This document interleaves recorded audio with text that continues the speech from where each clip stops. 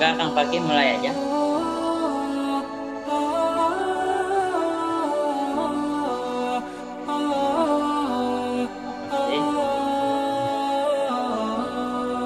Bismillahirrahmanirrahim.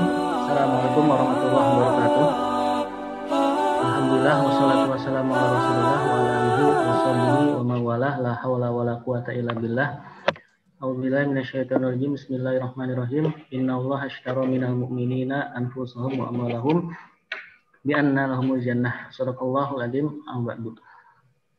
Permisa sahabat Lentera Dakwah yang dimuliakan Allah Subhanahu wa taala.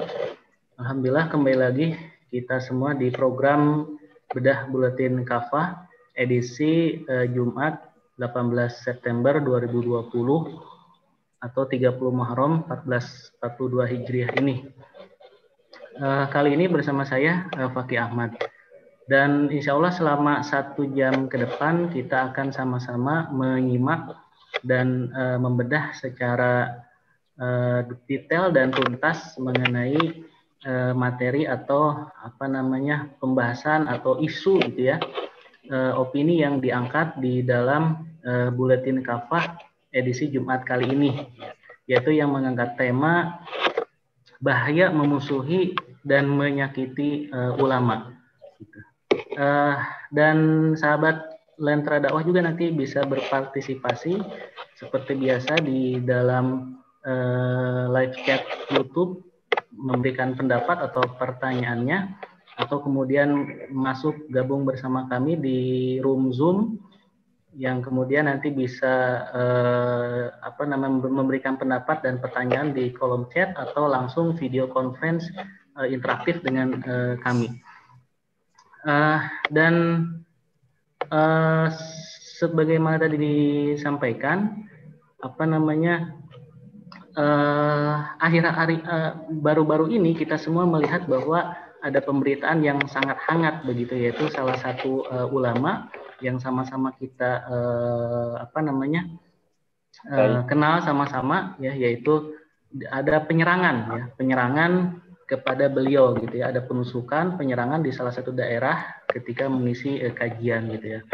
Dan sebetulnya bukan hanya beliau saja, sebelumnya juga ada gitu ya, di daerah tertentu imam masjid yang diserang yang bahkan sampai wafat gitu ya.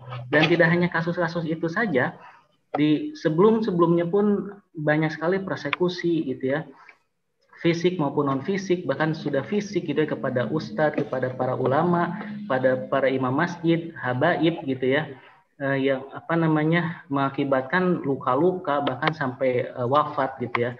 Dan dilakukan juga di mana-mana gitu, di rumah, di masjid, bahkan di tempat-tempat terbuka seperti di kajian-kajian seperti yang kita tahu beberapa hari ini beritanya begitu.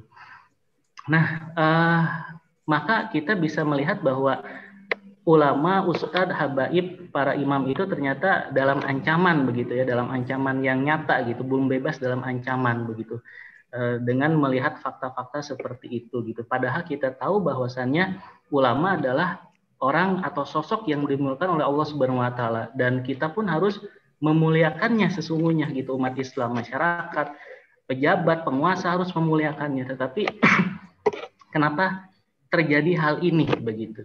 Nah, sudah hadir bersama saya seperti biasa narasumber yang akan membahas sama-sama tema atau topik buletin kafah Jumat kali ini.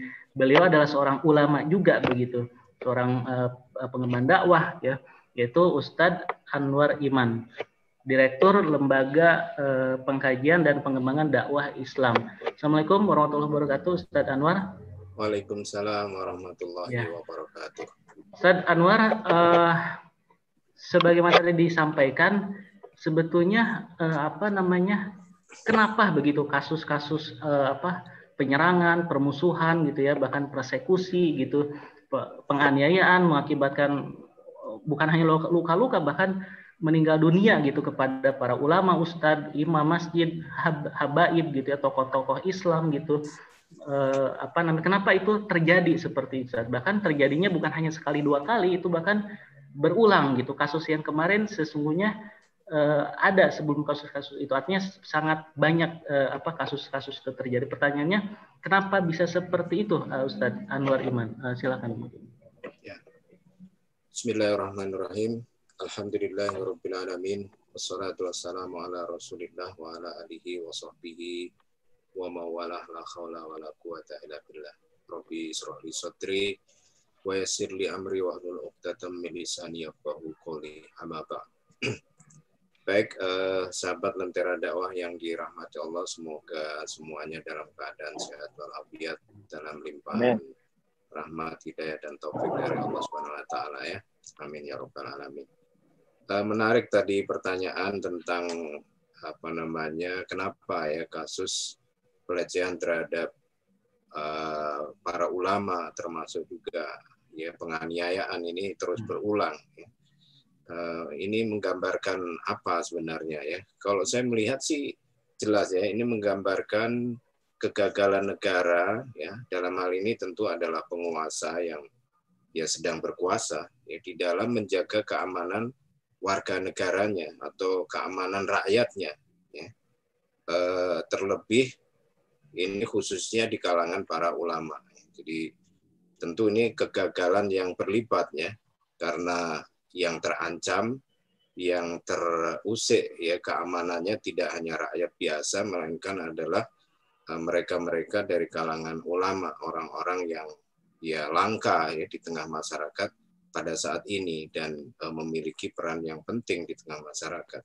Ya kalau mereka saja ya dengan posisi yang mulia di tengah masyarakat ya terancam ya kehormatannya atau bahkan jiwanya dan raganya ya, apalagi rakyat biasa. Ya, jadi saya kira ini gambaran yang nyata atau potret yang real tentang kegagalan penguasa di dalam menjaga keamanan warga negara, khususnya dari kalangan ulama. Ya. Padahal sebenarnya tugas terpenting dari negara, di antara tugas penting dari negara ya, dan juga peran negara itu adalah menjaga keamanan, ketentraman, ya, ketenangan ya warga negaranya. Jadi orang beraktivitas apapun aktivitasnya, apakah itu sholat di masjid, berdakwah ya atau beraktivitas di bidang ekonomi dan lainnya, itu kan bisa dengan nyaman ya kalau terjaga keamanannya ya, ketenangan dan ketentramannya itu terjaga. Nah, sekarang ini ya boleh dikatakan keadaan itu tidak bisa dipenuhi oleh penguasa yang ada. Jadi ini merupakan perkara yang serius ya, karena tadi saya katakan di antara tugas yang paling utama dari negara itu adalah menjaga atau memberikan jaminan keamanan. Ya, dari sisi warga negara, jaminan keamanan itu juga merupakan hak yang paling mendasar. Ya, selain dari kebutuhan sandang, pangan, papan, ya kebutuhan tentang pendidikan, kesehatan, ya maka kebutuhan tentang keamanan itu termasuk kebutuhan yang sangat mendasar. Ya, oleh karena itu, ya negara bagaimanapun caranya dia harus bisa memberikan jaminan keamanan. Nah, pertanyaan berikutnya barangkali muncul apa penyebab ya dari kegagalan negara atau penguasa di dalam menjaga keamanan warga negaranya, atau lebih khusus dalam hal ini adalah penguasa ulama ya. Ya saya melihat pertama karena sistem hukumnya yang lemah yang diterapkan saat ini, di mana sistem hukum yang diterapkan ini jelas tidak memberikan efek jera. Ya. Jadi sanksi-sanksi hukum yang berlaku ya atau hukum positif yang berlaku terkait dengan penganiayaan ya atau pelanggaran kehormatan ya terhadap ulama, itu sanksi hukumnya relatif ringan ya. Ini satu hal ya. Hal yang kedua adalah disebabkan karena aspek law enforcement-nya ya atau penegakan hukumnya. Sudahlah sistem hukumnya lemah ya. Penegakan hukumnya juga lemah ya. Kita melihat betapa banyak kasus-kasus kriminal yang apa namanya ya tuntutan hukumannya itu relatif ringan ya. Relatif ringan, belum lagi kalau apa namanya ya istilahnya ya ada unsur-unsur tertentu lah ya.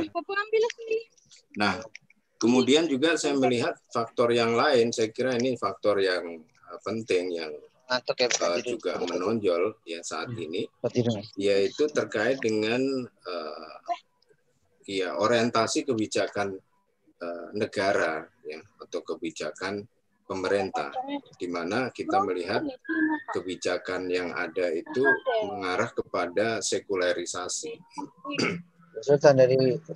yang mana ya karakter dari sekuler itu ya memang cenderung tidak menyukai nilai-nilai Islam, ya, tidak menyukai Islam ya secara apa namanya aplikatif ya di dalam kehidupan bernegara dan bermasyarakat ya. Karena itulah maka kita lihat ya apakah itu kebijakan ataukah itu mungkin apa namanya pernyataan sepihak ya beberapa lembaga negara ya itu kan cenderung selalu memberikan stigma ya atau tuduhan-tuduhan yang buruk terhadap Islam ya.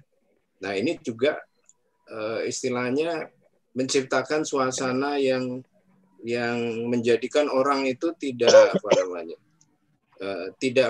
tidak menghormati ya, tidak menghormati ulama. Misalnya kalau belum lama ini ya dikatakan bahwa sumber radikalisme itu adalah ya orang-orang yang nampak good looking ya, hafiz Quran ya, dan orang-orang yang memiliki apa jam terbang tinggi di dalam dakwah, itu mereka umumnya kan ulama lah. Kalau ulama itu oleh oknum pejabat sendiri ya diberikan predikat semacam itu ya, maka bagaimana dengan rakyat biasa ya memberikan penilaian terhadap ulama gitu ya.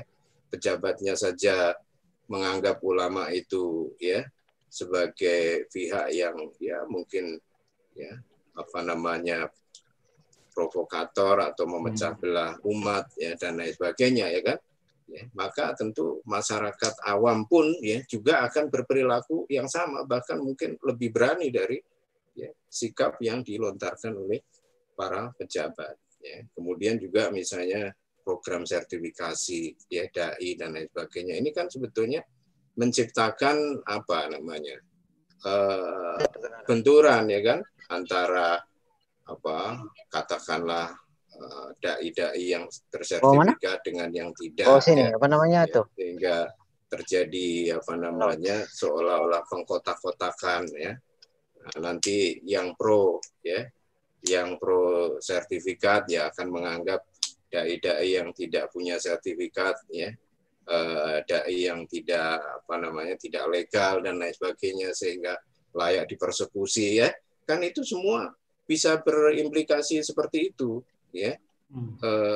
Apa namanya dampak dari kebijakan-kebijakan atau orientasi kebijakan pemerintah yang seperti tadi ya, dampaknya itu bisa kepada apa namanya sikap tidak menghargai ya, ulama-ulama yang ya mungkin mereka lebih vokal, lebih kritis ya. Jadi saya kira itu merupakan apa keadaan ya, keadaan atau faktor-faktor yang bisa kita analisis ya menjadi penyebab dari makin maraknya apa olok-olok ya ataupun apa namanya ya penganiayaan ya ataupun persekusi ya, di kalangan para ulama. Jadi saya kira ini sangat memprihatinkan. Ya, demikian. Baik Ustaz. Artinya itu kan sebetulnya ironi gitu tadi ya, sangat ironis sekali di apa namanya di negeri kita yang mayoritas Muslim ini begitu tadi ya. Masyarakatnya mayoritas Muslim gitu, pejabatnya pun mayoritas Muslim, tetapi ada apa namanya persekusi, permusuhan gitu kepada ulama, penyerangan gitu ya, kepada para ulama, habaib, imam masjid, ya tokoh-tokoh Islam gitu, ustadz gitu. Pada negeri kita negeri Muslim tadi begitu, itu sangat ironis sekali gitu, dan faktanya pun sangat kita lihat terlihat nyata gitu. Pada pertanyaannya adalah sebetulnya dalam Islam sendiri kedudukan ulama itu seperti apa kan gitu, bagaimana kedudukan ulama di dalam Islam sehingga kemudian kita bisa memahami bahwa ulama ini memang sosok yang dimuliakan Allah gitu, sehingga kemudian kita tidak gegabah dalam menghadapi ulama gitu, bahkan ada tadi mempersekusi, melakukan permusuhan gitu, itu sangat nyata sekali gitu. Nah, pertanyaannya apa kedudukan ulama di dalam Islam, Ustadz? Iya, jadi di dalam pandangan Islam, ya, ulama ini memiliki kedudukan yang sangat istimewa. Ya, nanti tentu ya implikasinya adalah bagaimana seharusnya kita mensikapi atau bersikap terhadap ulama. Jadi sekarang kita sampaikan dulu tentang bagaimana pandangan Islam ya tentang kedudukan ulama. Pertama, di dalam Al-Quran itu jelas ya disebutkan di dalam surat Al-Mujadilah ayat 11, ya Allah Subhanahu wa taala berfirman, a'udzubillahi minasyaitonirrajim, yarfa'illahu alladziina aamanu minkum walladziina utul ilma darajat. Ya. Jadi Allah Subhanahu wa taala meninggikan ya atau meninggikan derajatnya, meningkatkan atau meninggikan derajat orang-orang yang beriman di antara kalian ya, dan tidak hanya orang yang beriman, walladzina utul ilma, dan orang-orang yang diberikan ilmu ya, darajat beberapa derajat. Artinya di sini orang yang berilmu ya, itu ditinggikan ya derajatnya oleh Allah Subhanahu wa taala ya. Kalau jadi ayat ini dengan jelas menegaskan ya kepada kita tentang tingginya derajat apalagi kalau belum dapat duit orang-orang yang berilmu. Paham Tuhan tuh. Kemudian kalau nggak dikontrol hidup manusia ini dengan agama, dengan Islam, dengan wanaha nafsanil hawa itu kan itu memang habis lah. Bagi yang kedua adalah satu lagi gitu, ya kerjanya itu aja muter-muter. Di dalam sebuah hadis Nabi SAW bersabda, mayuridillahu bi khairan ya fayufaqihu fiddin. Ya barang siapa nggak ada duit, nafsunya kurang, udah yang duit nafsu tambah, kan dia nggak masuk akal. Kehendaki untuk mendapatkan kebaikan, ya dia akan menjadikan dirinya yang faqih di dalam agama. Artinya ya ketika seseorang itu diberi kemudahan oleh Allah Subhanahu wa taala, diberi kemuliaan dengan ilmu, ya berarti Allah Subhanahu wa taala sebetulnya sedang ya memberikan kemuliaan ya berupa kebaikan kepada ulama itu ya. Ini juga lagi-lagi menggambarkan betapa kemuliaan ulama ya. Dan masih banyak lah ya argumentasi yang lain ya. Bahkan di dalam sabda Nabi SAW yang lain dikatakan al-ulama warasatul anbiya. Ulama itu adalah pewaris para nabi, ya artinya mewarisi petunjuk Islam ya yang Nabi SAW ajarkan kepada umatnya ya, yang melalui para ulama itulah ya umat atau masyarakat ya itu bisa mendapatkan pencerahan Islam. Ya. Demikian. Janji-janji dulu. Nah, itu diantara kemuliaan-kemuliaan para ulama ya yang disebutkan di dalam nas-nas Al-Quran maupun hadis Nabi SAW. Ustadz, syukur. Sebelumnya mungkin bagi peserta bisa di-mute dulu mikrofonnya sehingga tidak mengganggu untuk punya kawan yang ngajak Islam, itu untuk banget. Baik, Ustadz, artinya kedudukan ulama dalam Islam itu sangat mulia gitu, dimuliakan oleh Allah Subhanahu wa taala begitu. Dan kecil, tapi kamu artinya Kamu meeting ketika sama Allah Sabtu bermiliar-miliar. memuliakan ulama, seharusnya juga umat Islam Cuma satu gitu, bermiliar-miliar gitu ya. masyarakat yang lain, termasuk mungkin tadi Aku nggak diajak yang makan gitu. saya bilang gitu, pejabat gitu, bahkan penguasa pun harusnya memuliakan ulama begitu. Apa namanya, tidak melakukan permusuhan, gitu, permusuhan, persekusi dan lain sebagainya, kriminalisasi terhadap mereka. Nah, pertanyaannya adalah, Ustadz, sebegitu mulianya ulama di dalam Islam, oleh Allah muliakan gitu, maka bagaimana seharusnya kita memperlakukan ulama begitu? Bagaimana sikap kita dalam apa namanya, menghadapi, memperlakukan ulama gitu? Dia kenalin dengan Sabtu lah. Ya, tadi sudah dijelaskan ya tentang betapa tinggi dan mulianya kedudukan ulama. Melalui ulama lah ya, kita bisa apa namanya mengenal Islam, mendapatkan bimbingan ya, ke jalan yang lurus ya. Oleh karena itu ya seharusnya umat atau masyarakat ini ya menempatkan ulama itu pada posisinya yang mulia. Yang pertama tentu harus dijaga kehormatannya ya. Jadi tidak dicela, tidak dicaci, tidak dimaki ya, seperti fenomena yang sekarang ini terjadi ya. Seolah-olah ya ulama itu ya tidak ada harga dirinya lah, dengan cacian makian yang bebas ya di sosmed ya terutama ya. Kemudian juga setelah dihormati, dimuliakan ya, juga dijaga keamanannya. Jadi ya tentu yang paling terdepan ya, berperan di dalam menjaga keamanan dari ulama itu ya aparat negara, kepolisian harusnya ya, itu yang paling bertugas penting ya di dalam menjaga keamanan masyarakat, terutama adalah ulama. Jadi ya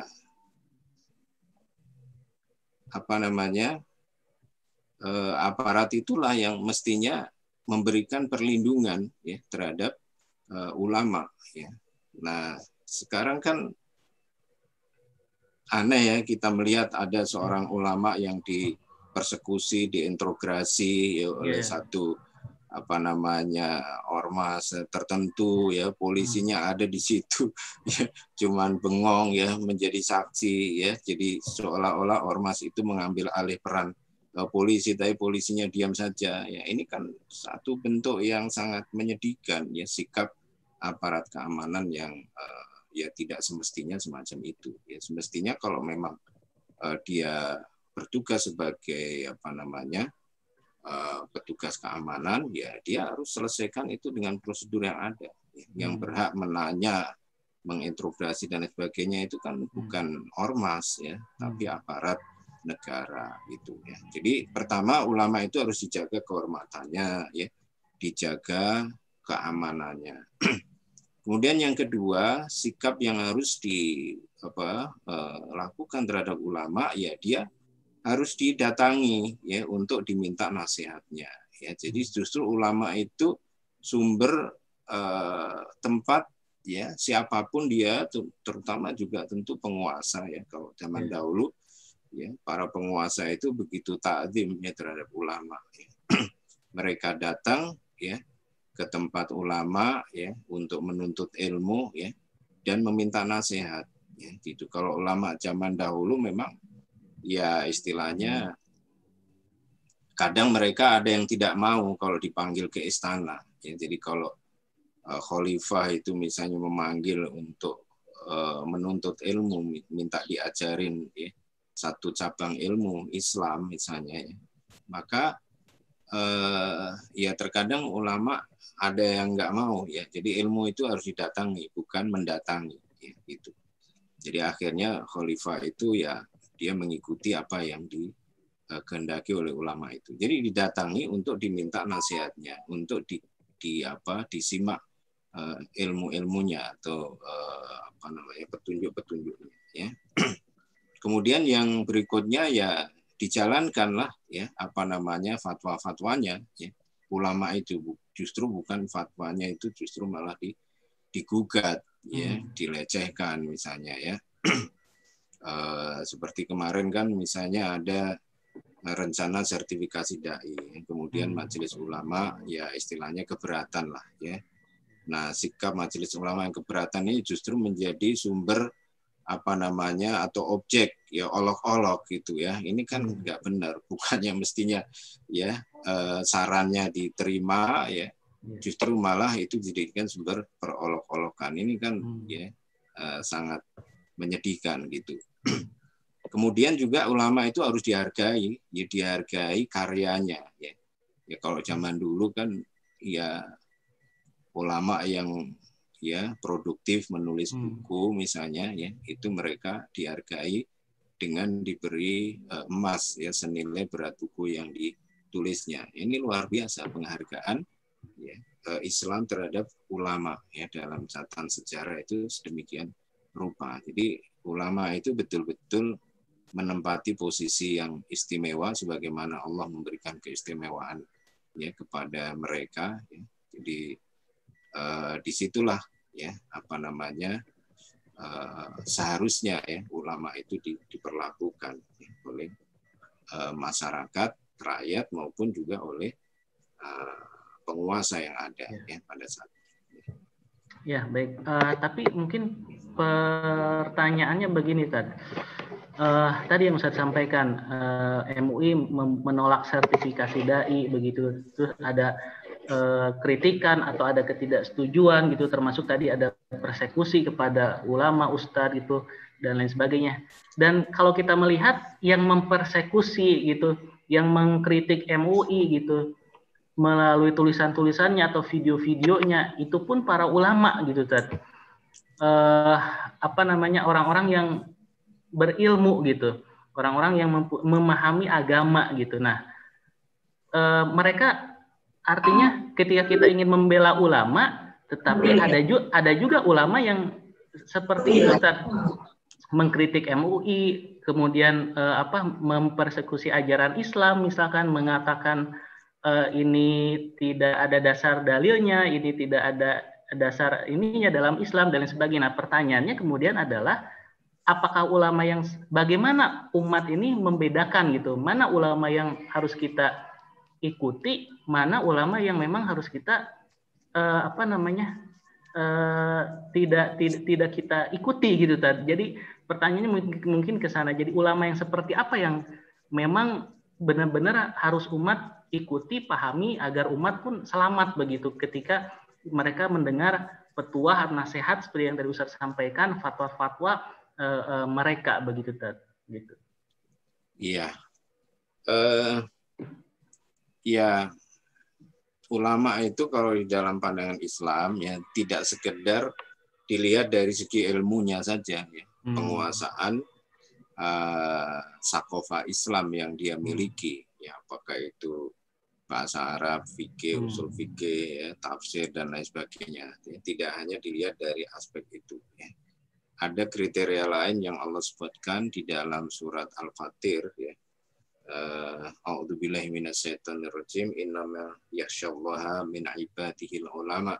Sesungguhnya ya di antara hamba-hamba Allah ya yang takut kepadanya ya hanyalah para ulama ya. Jadi ayat ini menjelaskan kepada kita tentang kriteria, di antara kriteria ulama itu adalah orang yang takut kepada Allah Subhanahu wa taala.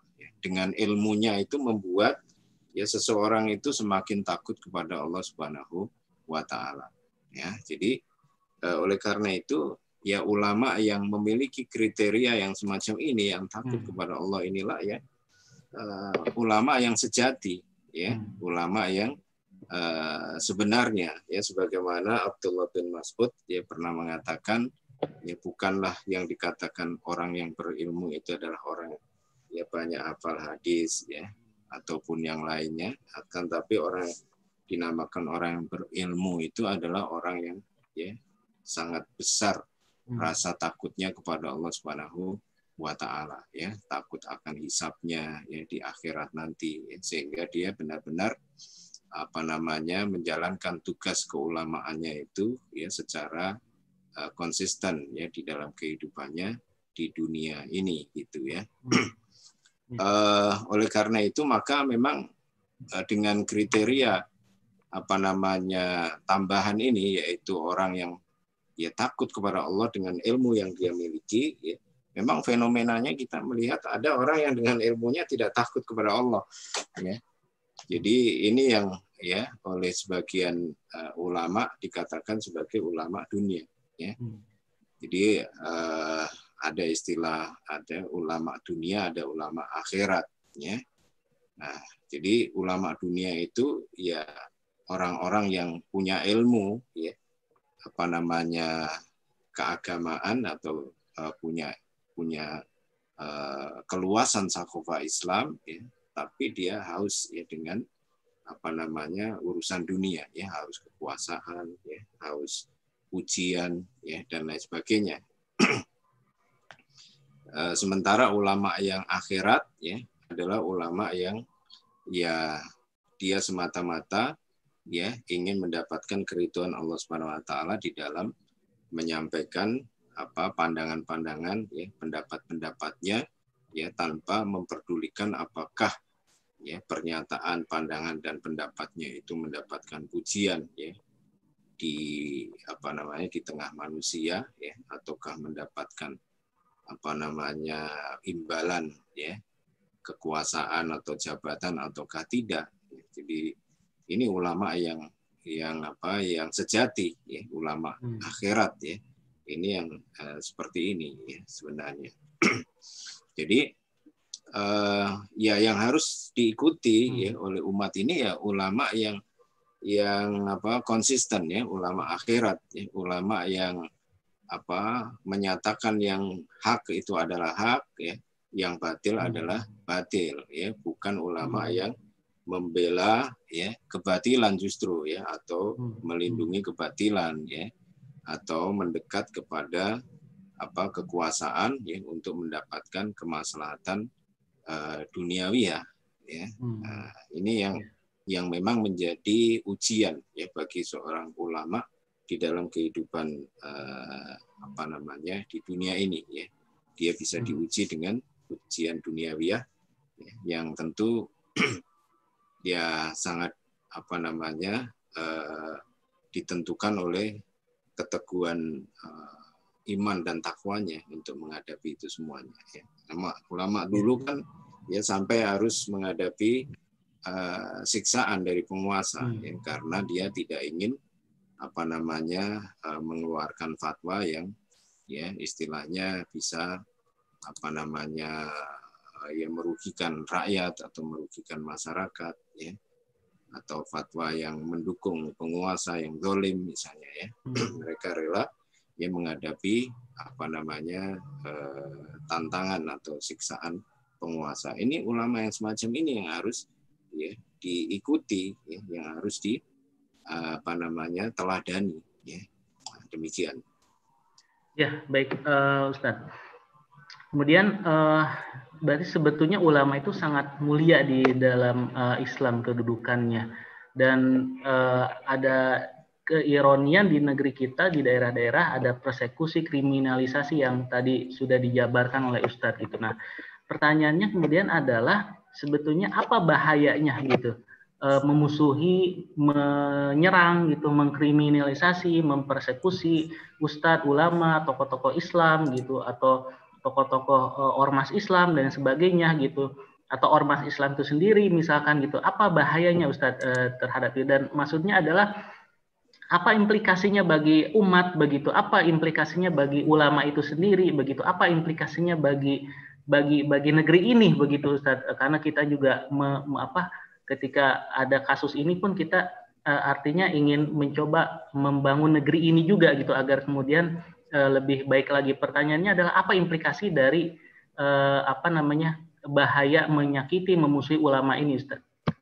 Ya, yang pertama kalau dilihat dari implikasi terhadap ulamanya itu sendiri, saya kira ya selama ulama itu mukhlis ya, ikhlas ya, maka insya Allah ya intimidasi, ancaman ya, tantangan itu tidak akan mengendorkan ya semangat, tekad ya perjuangan mereka untuk menyampaikan kebenaran ya. Jadi apa namanya, permusuhan terhadap ulama itu kalau dilihat dari sisi ulamanya yang istiqomah, insya Allah ya itu tidak akan berpengaruh lah ya, mereka akan tetap apa namanya istiqomah di dalam menyerukan ya kebenaran ya di tengah-tengah masyarakat yang memang membutuhkan apa namanya pencerahan ya Islam ini ya. Nah, kemudian kalau ditinjau dari segi masyarakatnya ya dan juga apa negara ya yang ada ya, maka memusuhi ulama itu ya satu pertama tentu satu kerugian ya. Kerugian karena ya ulama itu bagaimana juga termasuk apa namanya ya manusia pilihan lah ya. Tadi sudah dijelaskan tentang kemuliaannya ya menurut Allah Subhanahu wa taala dan juga menurut ya Nabi SAW ya kemuliaan ulama. Oleh karena itu siapa saja yang mengganggu ya apa namanya ulama ini atau orang-orang yang dicintai oleh Allah Subhanahu wa taala ya, sungguh ya di dalam sebuah hadis riwayat Imam Bukhari Nabi SAW pernah bersabda, man ada li waliyan ya faqad adantuhu ya bil harb ya. Barang siapa yang memusuhi waliku, maksudnya ini hadis qudsi ya. Jadi redaksionalnya ya dengan menggunakan menyandar kepada Allah Subhanahu wa taala. Ya, jadi Allah di dalam sebuah hadis qudsi ya menyebutkan barang siapa yang memusuhi waliku ya, jadi orang yang Allah cintai, maka sungguh aku telah mengumumkan perang kepada dirinya. Jadi Allah sendiri yang akan menghadapi ya siapa-siapa yang memusuhi para ulama ya. Nah, jadi ya berhati-hatilah ya kalau dia itu seorang individu ya, apalagi dia seorang muslim ya memusuhi ulama ya, maka apa namanya dia telah melakukan kedurhakaan ya. Tidak hanya durhaka kepada ulama itu tapi juga durhaka kepada Allah dan Rasul-Nya ya. Maka cepat atau lambat ya suatu saat ya orang yang ya memusuhi ulama ini dia akan merasakan akibatnya ya, baik itu di dunia maupun di akhirat ya, akibat dari perbuatan atau sikap buruknya terhadap ulama ya. Jadi ini kalau kita bicara individu-individu yang memusuhi ulama ya, maka harus ingat ya tentang hal tersebut ya. Pasti cepat atau lambat ya Allah akan apa namanya memberikan balasan ya atas sikap permusuhannya terhadap para ulama ya. Kemudian bagi negara ya kalau dia memusuhi ulama ya akan rugilah ya, karena ya negara itu akan semakin hancur ya, akan semakin hancur dengan sikapnya yang memusuhi ulama ya. Berarti ya ulama-ulama ini akan semakin katakanlah kalau dimusuhi sampai misalnya dikucilkan ya, sampai barangkali bahkan apa namanya dibunuh misalnya kan, berarti ulama semakin langka ya, ulama yang ikhlas ya, ulama yang konsisten semakin langka ya. Sebaliknya justru kemungkaran ya, karena ulama ini kan tugasnya amar ma'ruf nahi mungkar ya kan. Kalau yang menjalankan amar ma'ruf nahi mungkar itu dikucilkan, dipersekusi ya, atau dipenjara dan lain sebagainya ya, sehingga langka keberadaannya di tengah masyarakat, terus siapa lagi yang akan apa namanya menegakkan amar ma'ruf nahi mungkar ya kan ya. Kemudian tinggal sisa ya ulama-ulama su ya, ulama-ulama dunia ya, maka semakin rusak ya dunia ini ya, sebagaimana di dalam sebuah buku Ihya Ulumuddin ya, Imam Al-Ghazali menyatakan fasadur ri'ayah bi fasadil muluk ya. Beliau mengatakan rusaknya rakyat ini disebabkan karena rusaknya penguasa ya. Wa fasadul muluk bi fasadil ulama ya, dan rusaknya penguasa disebabkan karena rusaknya ulama. Ya, wa fasadul ulama bil istilahi hubul mal, ya, wal jahi, ya, wal jahi. Jadi rusaknya ulama, ya, itu disebabkan karena kecintaannya kepada harta dan kedudukan. Ini menggambarkan tentang hubungan, ya, berantai, ya, hubungan berantai, ya, yaitu mulai dari rusaknya ulama, ya, menyebabkan rusaknya penguasa menyebabkan rusaknya rakyat, ya. Nah, rusaknya ulama ini kan disebabkan karena tadi persekusi terhadap atau permusuhan terhadap ulama yang hak, ya, ulama akhirat yang konsisten, sehingga tersisa ulama-ulama dunia, ya kan, ya, ulama dunia ini yang bisa merusak para penguasa, ya, penguasa rusak menyebabkan rusaknya masyarakat dan rakyat. Jadi ini bahaya sangat mengerikan, ya. Amar ma'ruf nahi mungkar, ya, menjadi ya, langka di tengah masyarakat, ya, sehingga yang terjadi justru amar mungkar, ya, nahi ma'ruf, ya kan, ya, mengajak kepada kemungkaran, ya, dan mencegah kepada yang ma'ruf. Itu kan yang terjadi. Kalau masyarakat sudah seperti itu, ya tinggal menunggu azab, ya, turun, ya, menunggu azab turun di tengah masyarakat, ya. Di dalam Al-Qur'an, ya, disebutkan, ya, wattaqu fitnatun la tusibanal ladzina dzalamu minkum khassah, ya. Takutlah kalian akan tertimpa suatu fitnah, ya, yang fitnah itu, ya, tidak hanya ditimpakan kepada orang yang zalim saja, ya. Ayat ini menjelaskan tentang keadaan yang bisa terjadi di tengah masyarakat, ya, apabila di tengah masyarakat itu sudah tidak ada lagi amar ma'ruf nahi mungkar, ya. Maka baik orang itu pelaku langsung, ya, kemungkaran ataukah tidak, semuanya akan terkena azab dari Allah Subhanahu wa taala, ya. Misalnya anak-anak kecil, ya, bayi itu kan boleh dikatakan tidak ya, belum menjadi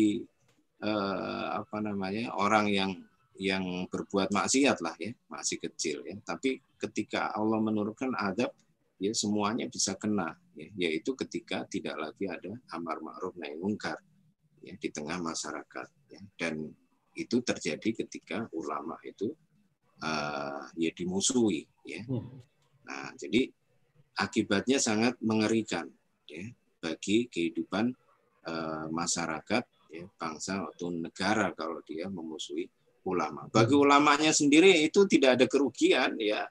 Justru kalau, ya, dia dimusuhi sampai, ya, Allah, ya, menetapkan ajal, ya, atasnya, itu menjadi syuhada, kan, dia menjadi syahid, ya, meninggal dalam keadaan husnul khotimah, ya. Nah, jadi tidak ada ruginya bagi ulama, ya, tapi bagi masyarakat, negara, itu merupakan kerugian yang sangat besar, ya, kalau sampai terus-menerus memusuhi para ulama. Ini bahayanya, ya, demikian. Ya. Baik Ustadz, mungkin sebelum masuk ke sesi tanya jawab, sedikit Ustadz singkat saja mempertegas. Jadi sebagaimana tadi disampaikan Ustadz, ulama yang harus kita ikuti, yang harus kita bela adalah ulama sejati, gitu, ulama akhirah, bukan ulama dunia, bukan ulama su. Jadi apakah ulama su itu artinya harus kita jauhi Ustadz, ya, harus kita hindari begitu, harus tidak kita ikuti seruan mereka dan lain sebagainya, begitu Ustadz, ya? Ya, jadi acuan kita, ya, itu adalah Al-Quran dan As-Sunnah, ya. Itu acuan kebenaran atau tolok ukur, ya, hak dan batil, ya, yang harus kita jadikan pegangan. Oleh karena itu pernyataan siapapun, ya, apakah itu orang yang diberikan predikat sebagai ulama atau bukan, ya, atau orang biasa, ya, atau penguasa, semua harus kita ukur dengan ukuran Al-Quran dan As-Sunnah, ya. Selama yang dinyatakan oleh siapapun dia itu sesuai dengan Al-Qur'an dan As-Sunnah, ya, maka tentu kita ikuti, ya. Kita mengikutinya bukan karena mengikuti sosoknya, tapi mengikuti Al-Qur'an dan As-Sunnah yang dia nyatakan atau yang dia lontarkan, ya kan, ya. Baik. Nah, Baik, kemudian siapapun yang tidak sesuai dengan Al-Qur'an dan As-Sunnah pernyataannya atau fatwanya, meski dia dikenal sebagai ulama, ya kita tidak boleh mengikutinya, ya, karena imam kita ini hanya Al-Qur'an dan As-Sunnah. Demikian. Baik, Ustaz. Singkat saja, Ustaz, sebelum tanya jawab berlangsung, tadi ada pertanyaan, ada pernyataan bahwa artinya yang harus kita bela itu adalah ulama sejati, begitu saja. Ulama yang memang sesuai dengan Al-Quran As-Sunnah, berjuang di jalan Allah Subhanahu Wa Taala. Nah, tadi juga artinya kita tidak hanya mengikuti sosoknya sebagaimana Ustadz sampaikan, tapi mungkin ajarannya pun harus kita ikuti, begitu Ustadz. Karena ada sebagian mungkin umat orang yang dia senang kepada ulama, tapi ajarannya tidak dia ikuti, begitu. Ya, ajaran tentang ibadah, tentang muamalah, mungkin tentang ajaran Islam secara keseluruhan, begitu tidak mereka ikuti, tapi sosoknya mereka ikuti, ajarannya mereka tolak, begitu. Itu pun adalah mungkin sesuatu yang keliru, begitu Ustaz. Apa seperti apa? Iya, betul.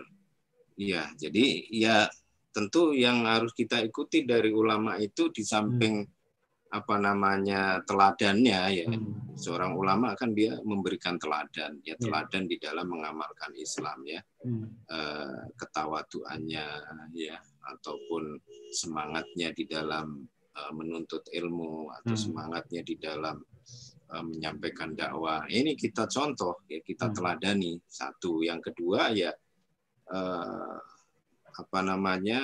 ajaran-ajarannya atau fatwa-fatwanya, ya, anjuran-anjuran dan nasihat-nasihatnya, ya, yang sesuai dengan Al-Qur'an dan As-Sunnah, ya, itu harus kita jalankan, ya. Jadi nasihat-nasihat, anjuran ataupun fatwa yang sesuai dengan Al-Qur'an dan As-Sunnah itu kalau kita jalankan, itu kan hakikatnya kita bukan taklid kepada ulama itu, ya.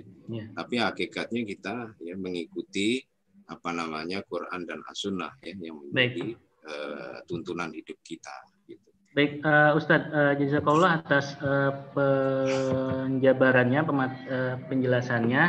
Baik, mungkin ada pemirsa dari YouTube maupun dari room Zoom ini yang ingin bertanya. Nah, mungkin bisa disampaikan, begitu.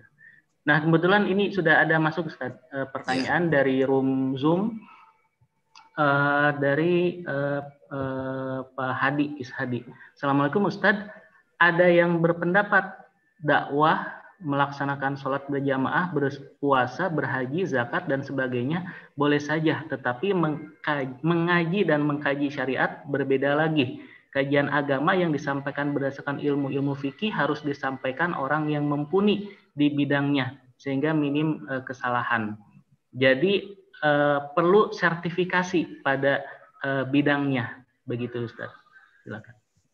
Iya. Saya kira untuk bisa melihat seseorang itu punya kapasitas, ya, di dalam menyampaikan ajaran-ajaran Islam, ya, itu kriterianya bukan punya sertifikat atau tidak, ya. Apalagi, ya, kita tidak pernah tahu, ya, di dalam proses sertifikasi itu apa saja yang dijadikan kriteria atau penilaiannya, kan gitu, ya. Jadi kriterianya apa, ya, di dalam sertifikasi yang dibuat, gitu, ya. Ya, intinya adalah bahwa seseorang itu ketika dia mengajarkan Islam ke tengah masyarakat, ya, baik itu tentang fikih, tentang apapun lah, ya, pemikiran-pemikiran Islam, ya. Intinya memang dia harus orang yang punya kapasitas, ya, betul memang, ya, punya kapasitas untuk menyampaikan itu, ya. Jadi dia tidak boleh memaksakan diri apa yang dia tidak ketahui, gitu. Hanya pertanyaannya adalah apakah kapasitas itu harus diukur dengan sertifikasi, ya, yang dibuat oleh katakanlah lembaga tertentu, ya, ataukah bagaimana? Saya kira di dalam kaitan dengan sakofa Islam ya, tidak demikian ya, tidak demikian ya. Jadi sertifikasinya atau acuannya itu ya sudah cukup mengacu kepada apa namanya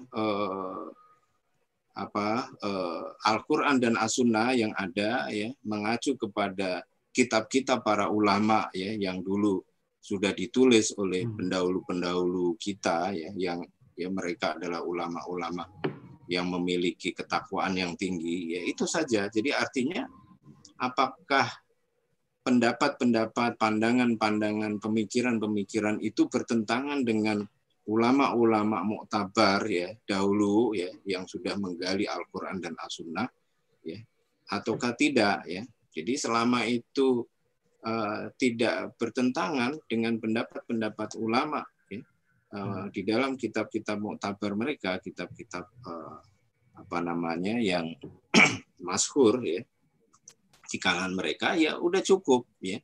Justru sertifikasi itu kalau yang sekarang ya, fenomena yang muncul saat ini ya, dimaksudkan itu adalah justru untuk ya yang saya lihat ya, cenderung pada untuk mengebiri, semacam mengebiri ya, mengebiri apa namanya tema, topik ya, atau pembahasan agama atau ceramah-ceramah agama sesuai dengan tema topik yang ya diharapkan dan diinginkan ya oleh ya dalam hal ini adalah oleh penguasa gitu ya. Jadi misalnya tidak boleh membahas tentang orang kafir, sikap-sikap orang kafir. Lah di dalam Al-Qur'an ada ya. Jadi kalau sertifikasi itu arahnya ke situ terus ya apa artinya gitu? Justru sertifikasi ini akan memasung orang untuk menyampaikan Al-Qur'an dan As-Sunnah dengan perspektif yang benar sesuai dengan pandangan-pandangan ulama terdahulu gitu ya. Ya, kalau sertifikasi itu seperti itu kan justru malah membahayakan ya. Malah justru bisa merusak ya dakwah Islam ya, karena dakwah Islam itu kemudian akan diarahkan ke arah tertentu ya. Orang tidak boleh nyebut ya non muslim itu sebagai kafir misalnya ya, karena itu dianggap begini-begini lah. Di dalam Al-Qur'an saja disebut kan begitu loh ya. Jadi jangan berlebihan ya kita memandang apa namanya maksud dan tujuan sertifikasi yang ada ya. Jadi sebetulnya tidak perlu ya ada sertifikasi selama orang itu memang punya kapabilitas dan kapabilitasnya dibuktikan dengan kesesuaian pandangan dan pikirannya ya dengan apa namanya pandangan-pandangan ulama ya yang ada di dalam kitab-kitab mereka gitu ya. Jadi itu sudah cukup ya. Saya kira itu sudah cukup ya untuk menilai seseorang itu ya, layak ya menyampaikan Islam atau tidak, karena yang namanya dakwah Islam ya itu adalah kewajiban di dalam Islam itu bagi setiap individu ya. Oleh karena itu setiap individu apapun latar belakang pendidikannya ya, dia punya kesempatan yang sama untuk mempelajari Islam ya, dan juga untuk mendakwahkan Islam ya. Selama dia mempelajari Islam dengan benar ya, sesuai dengan ya apa namanya pemikiran ulama-ulama yang ada ya, ulama yang muktabar ya, ulama yang apa namanya tersohor ya, terkenal ya, maka ya sudah cukup ya, tidak harus dia lolos sertifikasi ya. Tidak harus lolos sertifikasi dulu ya. Apalagi sertifikasinya dengan maksud dan tujuan tertentu. Nah, ini justru malah kurang bagus. Ya. Demikian, baik Ustaz. Jazakallah, pertanyaannya mungkin ada lagi dari sahabat Lentera Dakwah sekalian, baik mungkin di YouTube mungkin ada. Belum ada ya. Di room Zoom ini mungkin ada lagi. Ya, mungkin Ustadz ada pertanyaan seperti ini, Ustadz. Jadi bahaya memusuhi dan menyakiti ulama sangat jelas sekali gitu bagi pelakunya, personalnya, bagi masyarakat, itu bahkan bagi negeri ini, sebagaimana tadi Ustadz sampaikan.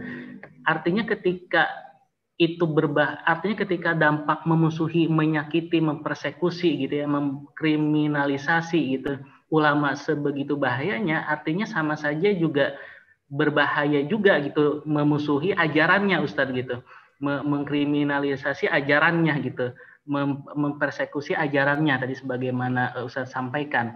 Artinya kan ada korelasinya gitu Ustadz, bahaya memusuhi ulama, bahaya juga gitu, memusuhi ajarannya. Iya, sama. Sebagaimana tadi saya sampaikan, misalkan ada ayat-ayat tertentu yang ditolak, misalkan tentang ayat jihad begitu, ada yang mewacanakan dihapuskan gitu di dalam buku ajar siswa gitu, atau ayat atau tentang khilafah mungkin Ustaz. Nah itu sama mungkin gitu ya Ustaz ya, dipertegas gitu. Iya, jadi begini. Kalau memusuhi ulama dari segi sosoknya, pribadinya, ya seperti diolok-olok, ya itu kan berarti kepribadinya, ya tidak ada kaitannya dengan ilmunya, ya atau pandangannya, ya kan, ya atau kemarin misalnya Ali Jabir misalnya, ya itu hampir ditusuk ya, kena lengannya misalnya, ya itu kan yang terluka itu atau yang disasar itu sosoknya, ya. Ya, saya kira itu ya istilahnya tadi saya bahas itu termasuk perbuatan dosa besar lah ya, durhaka ya kepada orang yang dimuliakan oleh Allah Subhanahu Wa Taala. Ya. Nah kalau yang dimusuhi itu pandangan pikirannya yang notabene apa yang diajarkan oleh ulama itu kan Al-Quran dan As-Sunnah. Ya. Justru memusuhi apa yang diajarkan oleh ulama ini jauh lebih besar lagi.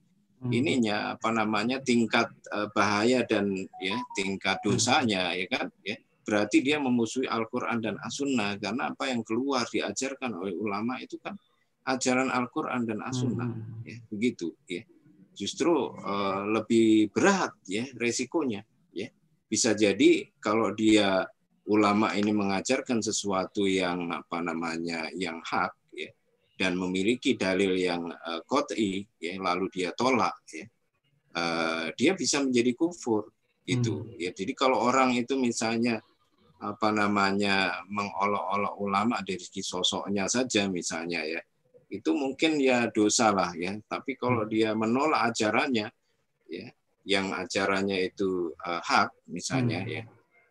Termasuk perkara-perkara yang qat'i, ya, yang hukumnya itu jelas, ya, ya katakanlah haramnya riba misalnya, begitu ya, ya terus ditolak misalnya, ya bisa ya kufur malah, ya.